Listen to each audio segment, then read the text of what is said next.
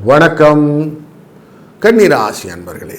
உங்கள் ராசிக்குள்ளே செவ்வாய் நல்லா ஸ்ட்ராங்காக உட்கார்ந்துருக்கிறாரு.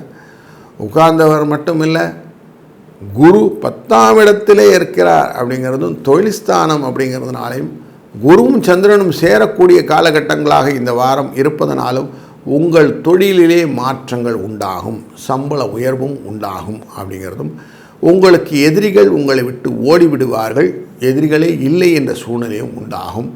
உங்களுக்கு கீழே சபார்டினேட்ஸ் அப்படிங்கிறவங்களெல்லாம் கம்பேர் பண்ணும்போது உங்களுக்கு வாழ்க்கையிலே முன்னேற்றங்கள் வெளியில் தெரியும் வழிய பாதிப்புகள் எதுவும் இல்லாத ஒரு சூழ்நிலை காட்டுகிறது. அதனால் ஒரு நல்ல ஒரு மாற்றமும் ஏற்றமும் கொண்ட வாரம் இந்த வாரம்.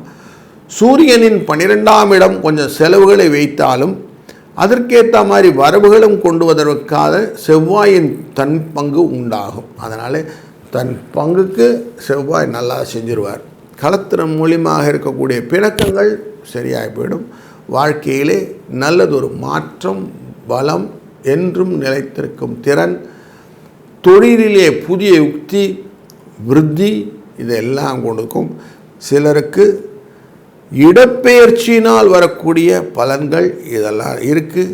கடன் சுமை குறையும், பொருளாதார வசதி பெருகும், கல்வி செல்வ வளங்கள் நல்லதாக அமையும். இப்படி நல்ல ஒரு பலன்களை 2, 7 என்ற அதிர்ஷ்ட எண்ணுடன் சேர்த்து பார்க்கும்போது நல்லது நடக்கும் என்கிறது தெரிகிறது. வாழ்க வளத்துடன்.